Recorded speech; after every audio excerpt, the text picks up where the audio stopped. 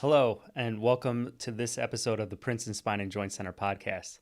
My name is Scott Curtis. I'm the Director of Sports Medicine here for Princeton Spine and Joint Center, and I just had a wonderful conversation with Dr. Zinovy Meyler, who is the co-director of Interventional Spine Medicine here for the practice. We had a wonderful conversation about the basics of electrodiagnostic studies, which include EMG testing and nerve conduction studies. We kind of stayed away from the deep dive in this episode, and we focused a little bit more on the basics from a patient perspective. So we answered a couple of questions of what is an EMG and a nerve conduction study, why are we doing it, when is it appropriate to do it, and what are some of the risks and benefits of these studies. Hopefully you enjoy it and you learn a few things about electrodiagnostic studies.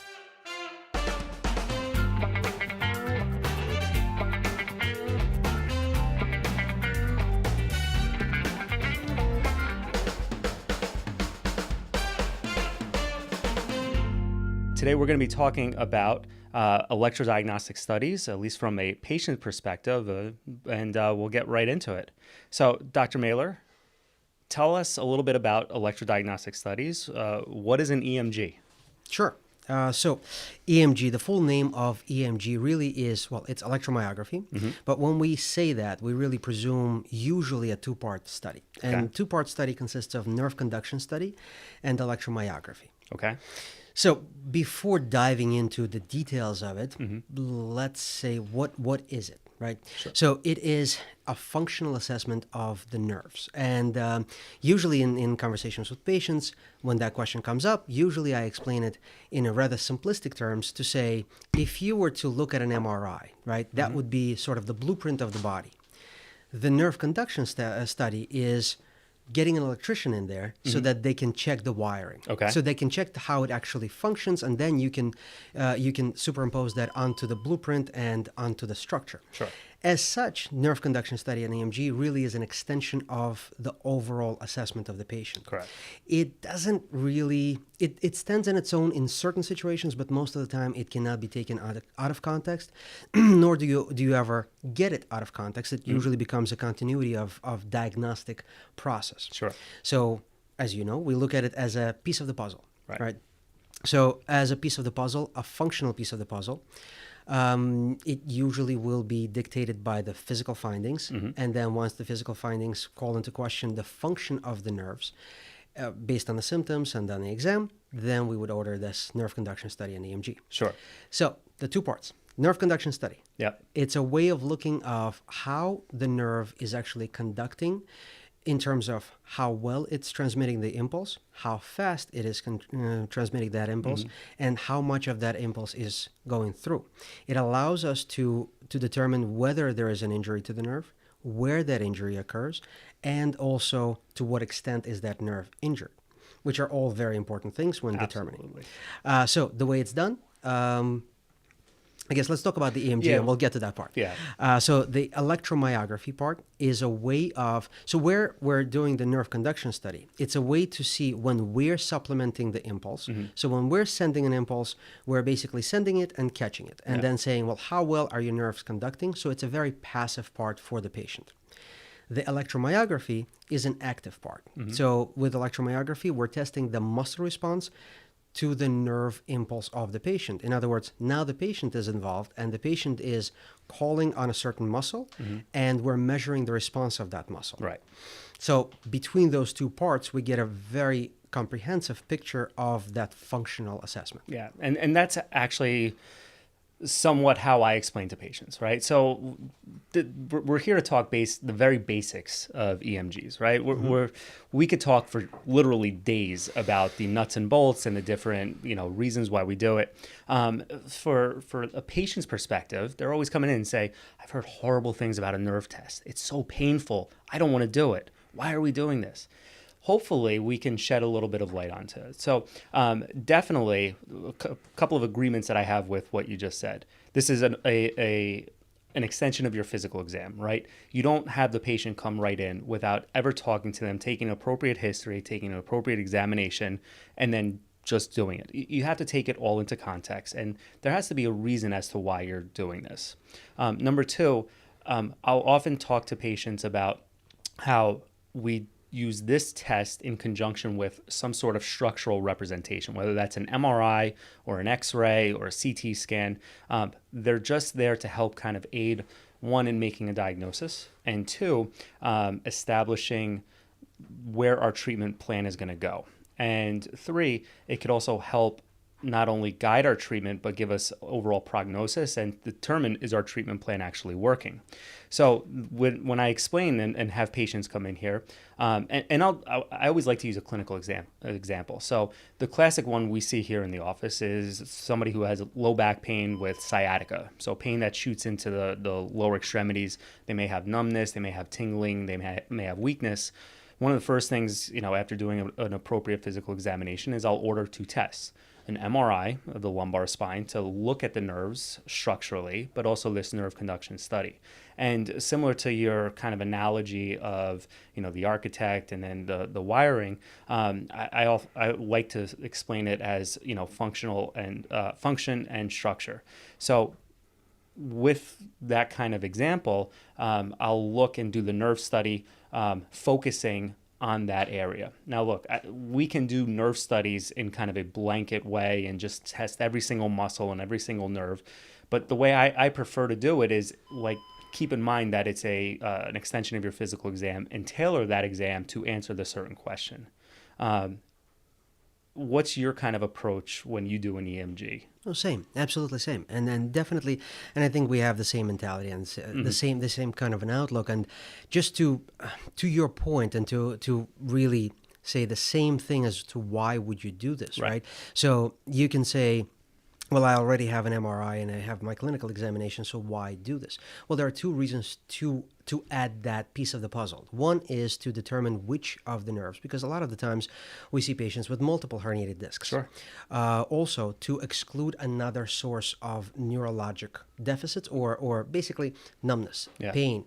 And that to say, well, is it coming from one level? Is it coming from 2 levels? Sure. Also, is it coming elsewhere? Mm-hmm. Is it the lumbar plexus in the case of the sciatica? Is it a compression around the knee that's causing this, right? So that's another reason. And yet a third reason is to exclude something that's mimicking, right? Yeah. Something that acts like, but it is not. Correct. Because there are a number of different things that could really look like sciatica, but they're not. Correct. And you can have a situation where the numbness appears and it is actually contributed to by, let's say, a compression of the nerve, but majority of the pain is coming from something else, and determining those things actually is very helpful. Yeah, and that's where we have to listen to the story. We have to hear the history. We have to do our physical exam in conjunction with this. Yep. I personally do not like to treat tests. I don't treat X-rays. I don't treat MRIs. Sure. I don't treat EMGs. I treat people. So even though we're doing this test and it's aiding our diagnosis, it's kind of giving us an overall representation of the function of the nerves and the muscles. It's all in context, right? And so that's why I try to reassure patients that, look, I promise that I'm going to do not necessarily the least amount, but I'm going to try to make this as minimally invasive as possible in order to get that information so I know how to act on it. And I always use the example of, okay, the MRI shows multiple levels of disc herniations. How do we know which one to target, let's say with an injection, or tell the surgeon which one, we should be doing surgery on? But if you don't look for alternative diagnosis or additional diagnosis, you may never get better. So the classic example is cervical radiculopathy and carpal tunnel syndrome.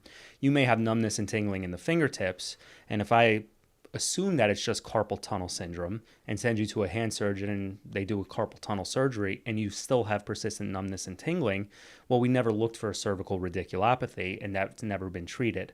So it's important to get all the information possible, look at it all in context, and then act on it. So we talked a little bit about why are we doing this and kind of what is the actual nerve study, which is, or the electrodiagnostics, which are 2 pieces, the nerve conduction study and the EMG. How exactly is it done, and when is it appropriate to really do it? Right. So, well, appropriateness really comes down to clinical picture. Okay. Just like you said, You're looking, and I think that we can say this across our practice, that we're trying to see the overall picture, Sure. right? So we're treating the patient, and we're treating the patient in the context of their life, in the context of their activities, as well as symptoms, and so on and so forth. And Yep. which is why this is a piece of the puzzle, not the whole puzzle in itself. So the appropriate time would be when this comes into question. Like you said, it's important to look for overall and all the potential contributors. And in medicine, we usually come up with a differential diagnosis. Sure. And as much as we look to confirm our diagnosis, we're also looking to exclude other high priority diagnoses. Correct. So in other words, you're looking for one, let's say, a pinched nerve in the neck. At the same time, you are considering carpal tunnel, you're considering brachial plexus, as rare as it may be. You're considering a number of different things, and your every positive and negative is going to go into a column of it supports this and Sure. it also negates the other. Correct. Because it's important to know that we are conscious of the fact that it could be two things. It Right. could be more than one. It could be a combination.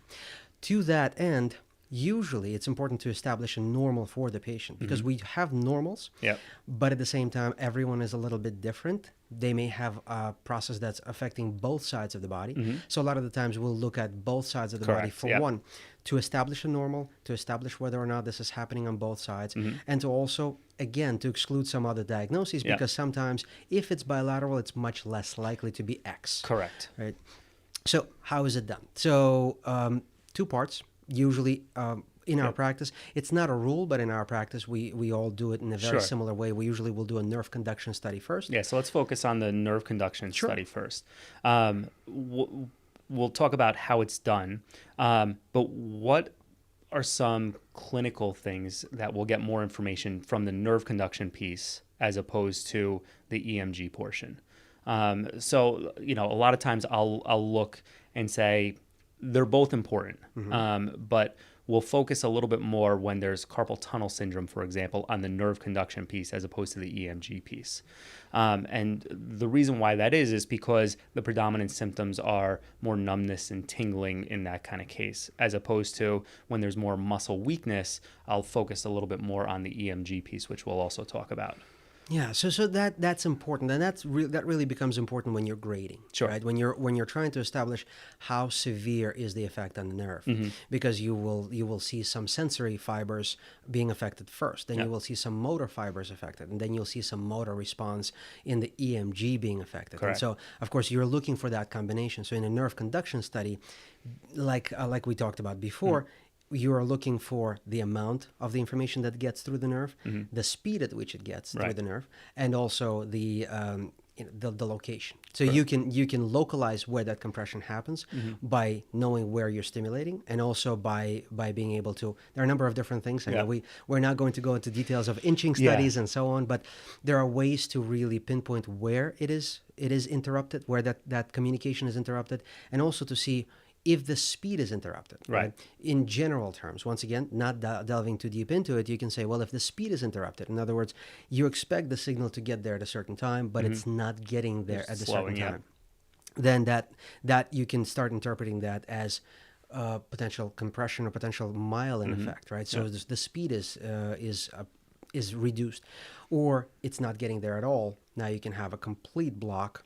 Right. That could mean a number of other things. Sure. And then you're looking to compare, because we're studying sensory and motor nerves. Correct. So now you can start to compare and look and compare and see whether or not you're seeing a pattern that is consistent with Right. what you're expecting, or if once again it raises a possibility of something else being in the picture. Yeah, and that's where when you're in training, you learn that there's basically two parts. There's actually performing the test, and then there's the interpretation part. Yes. We won't necessarily get too deep into the interpretation part. We're kind of touching more on the actual process of the test, why we're doing it, and how it is.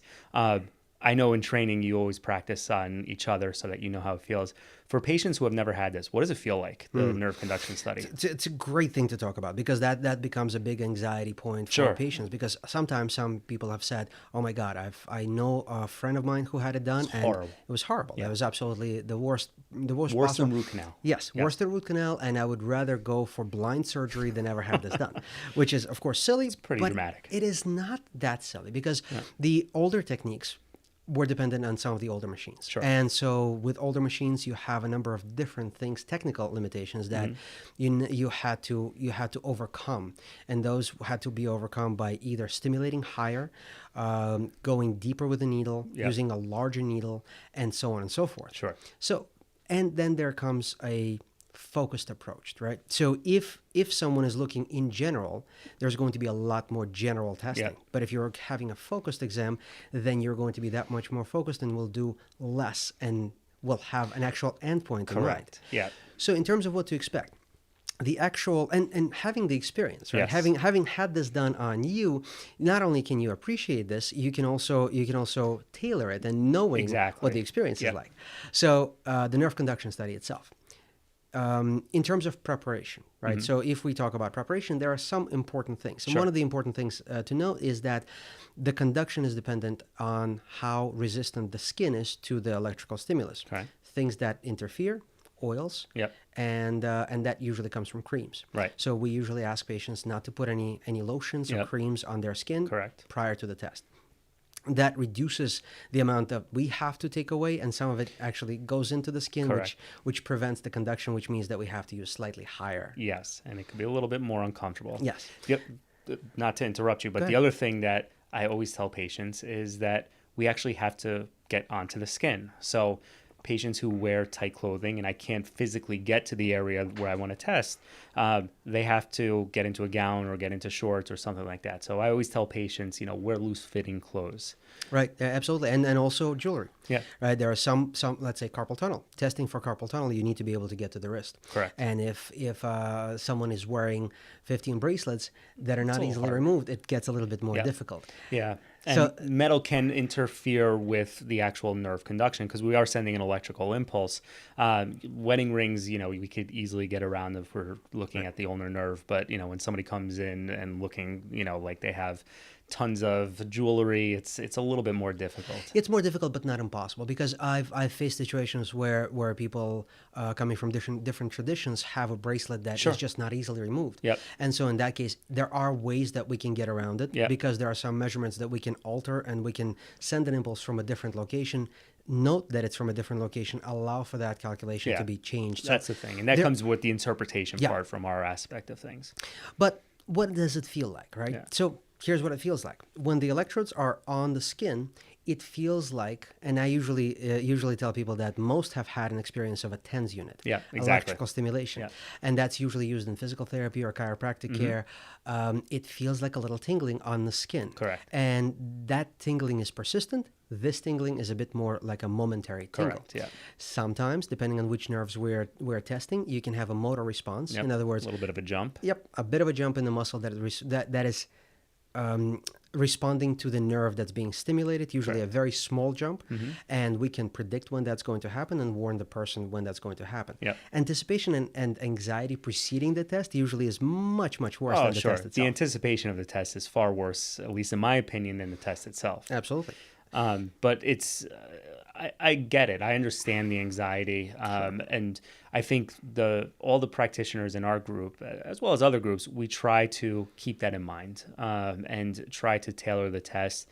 That's why, patients always ask, how long is this going to take? Well, for some patients, it's very quick. If I'm just ruling in or out carpal tunnel syndrome and exclude something, it could take a couple of minutes. For other things that I really have to investigate, it might take more like half an hour or 40 minutes, hopefully not that long. But there's no set kind of blanket approach. It all comes back to the context and that this is an extension of our physical examination.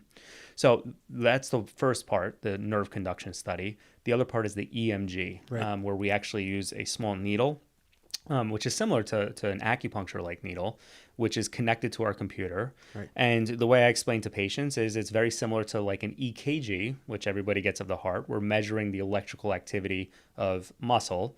In the cardiac muscle, it's, we can't stick a needle in there because that wouldn't be a good thing. But the way we measure electrical activity in skeletal muscle is through the needle EMG. And we go into different muscle groups, which sometimes correspond to different levels of the back or have different peripheral nerve innervations. And we just get signals. And we could tell, based on the wave pattern of normal versus abnormal. And those different pattern types can tell us a lot about different clinical situations.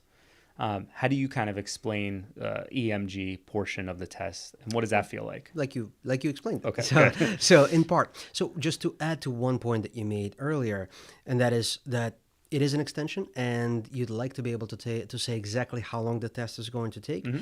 Sometimes it takes us down a particular path. Sure. Right. So if you find there is a certain finding on the test, you may say, okay, well, I've ruled these things out, and I don't need any more information. You're done. Yeah.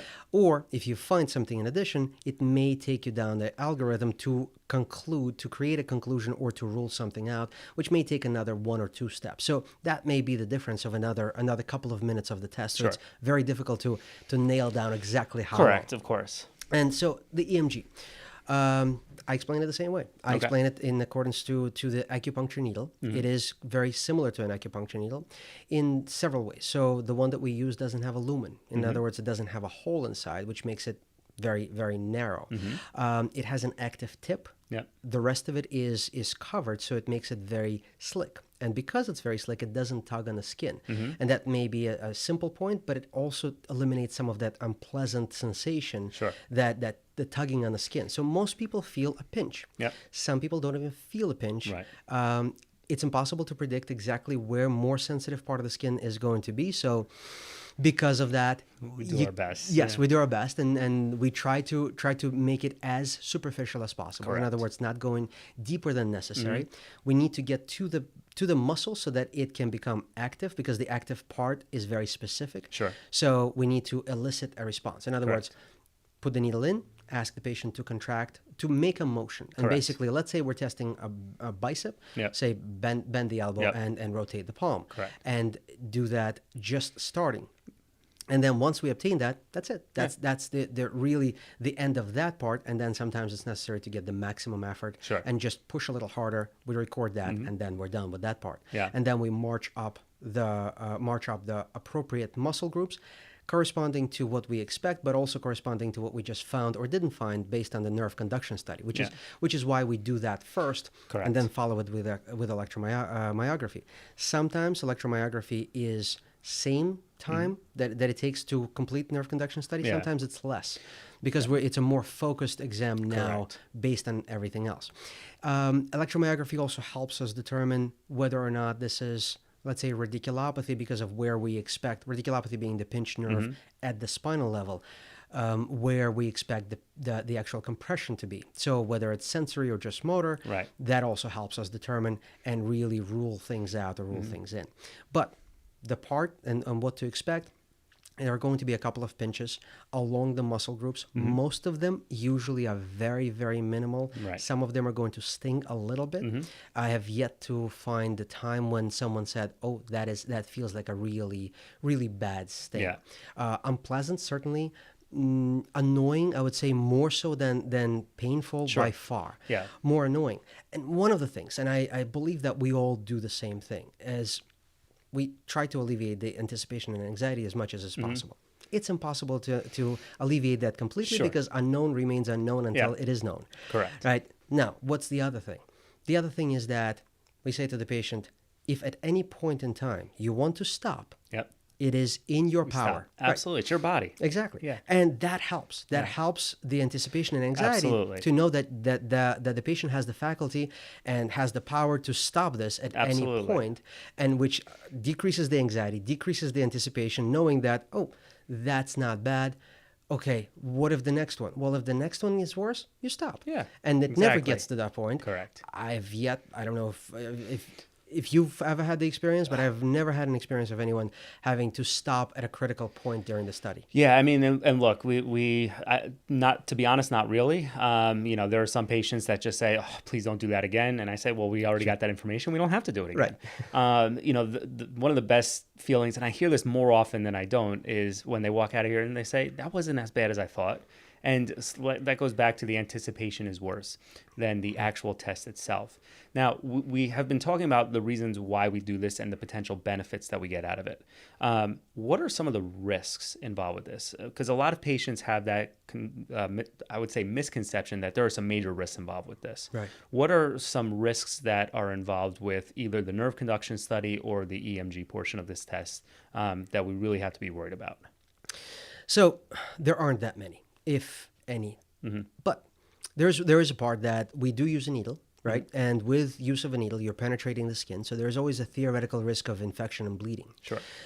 It's minimal. Very minimal. Extremely minimal because it's less than taking blood. Correct. So we're using a clean technique, using a tiny little needle, and it doesn't remain in the skin Correct. for a long period of And time. we're not injecting anything. Exactly. Yeah. And we're not approaching any blood vessels. Correct. So that is all minimized, but that theoretical risk exists anytime you penetrate the skin for whatever reason. Right. And then there are some to the misconceptions, right? So the misconceptions is that it can create nerve damage or nerve injury by actually stimulating. That has never been observed. That has never been seen in the context of doing the kind of studies that we are doing. Sure. Now, when someone is doing a very dedicated, a very deep study that really goes into the realm of very specific neurological tests, Sure. where it's neurosurgery or neurology trying to determine and really going after a specific nerve disease, neuromuscular disease, and you're going very close to the nerve, that increases, although that also is not a realistic true danger.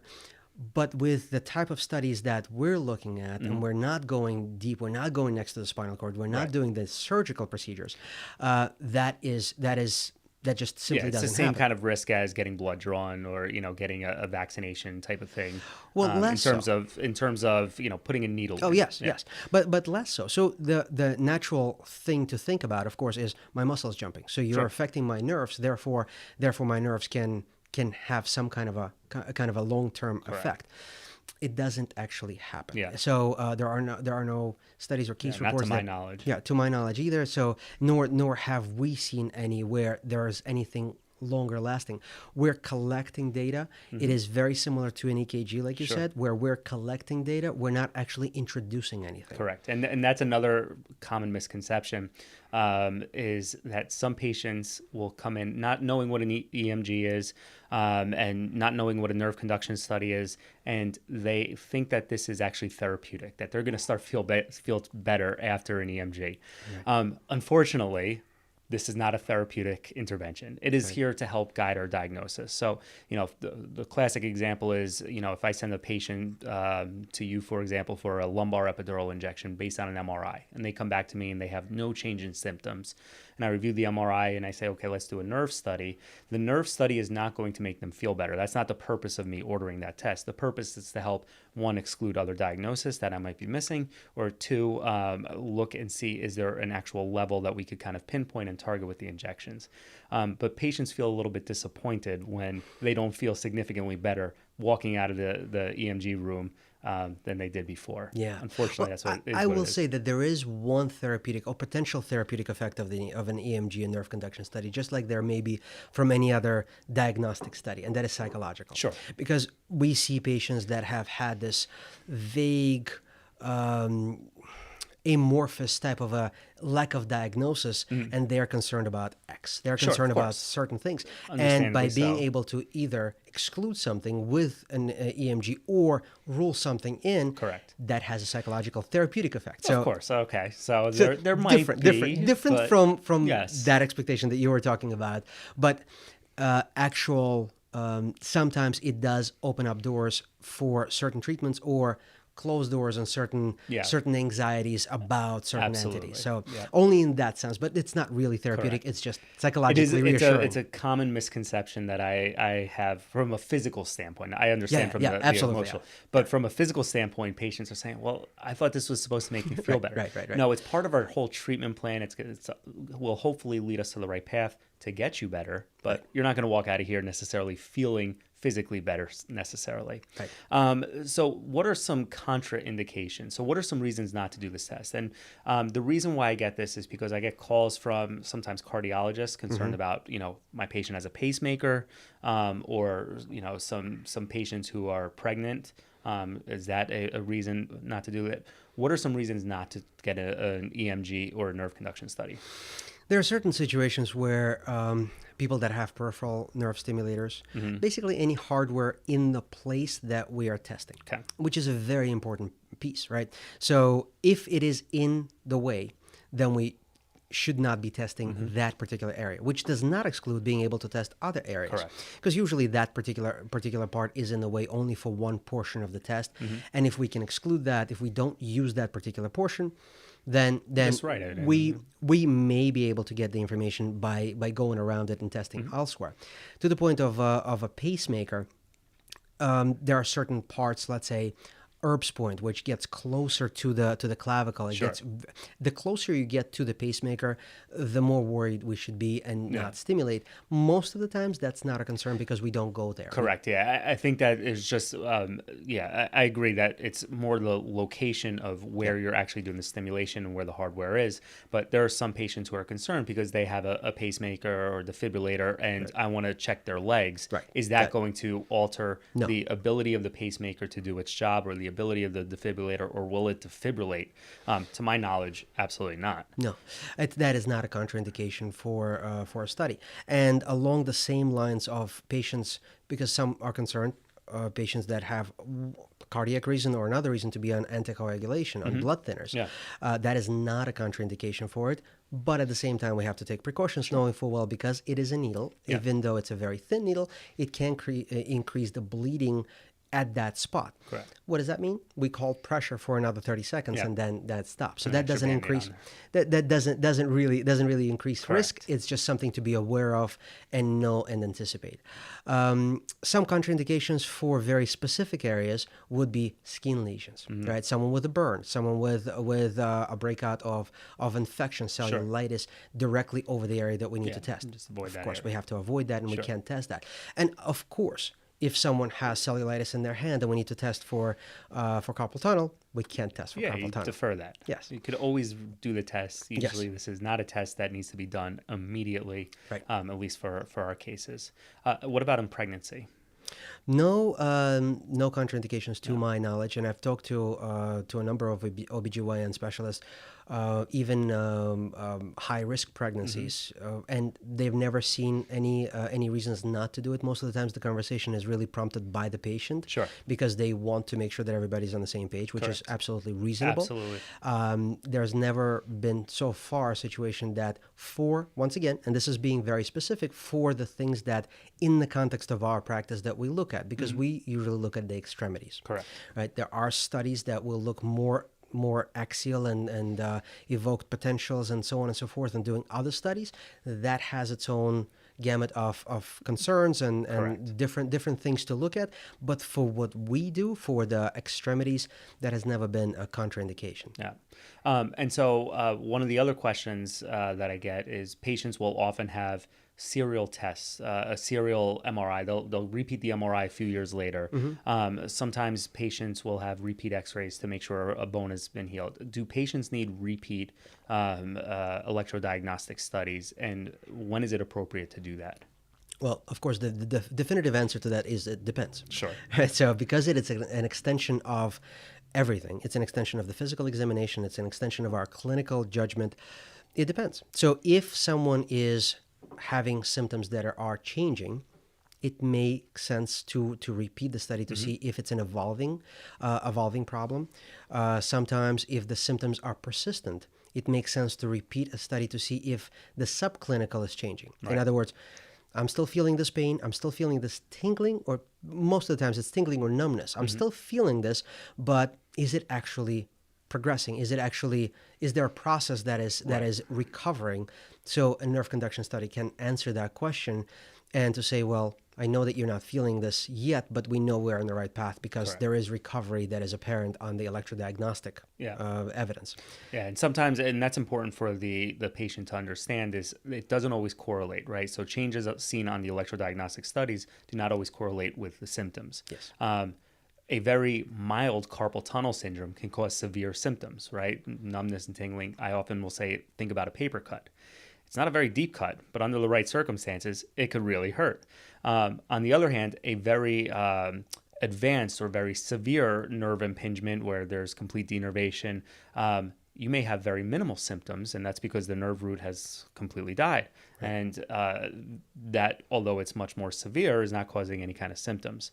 So it's important to talk to the patients about nerve damage and nerve recovery, and not necessarily correlating with their symptoms, but like you said, doing a repeat EMG to say, hey, we're on the right track. We're starting to see signs of improvement. We just need to stay the course. Right. And the importance of that's a very important thing for the patients to understand, but it's also very important to know, well, if it doesn't bother me, why bother with it, right? And that's important, because if there is progressive damage to the nerve, once again, we keep coming back to the carpal tunnel because it's a simple example. We see patients with some wasting of the thenar eminence, and they don't have too much in terms of the symptoms. And that's important, because by the time they may have some symptoms, they've wasted away all of their muscles, and then it's too late to do anything about it. So even if they don't see any symptoms, but we see some evidence of this, it's important to see the extent to which the nerve is affected, so that we can take action preventatively. Yeah, and if nothing else, so that we can tell the patient, this is what can happen if we do nothing. This is what could happen if we do X. This is what could happen if we do Y. So it's important, because at the end of the day, it's the patient's body. They have the right to know what's going on. They have the right to know all of their options. And I think that the EMG and the nerve conduction study can present the underlying diagnosis or potential diagnosis, and what are some treatment options that are out there for those diagnoses.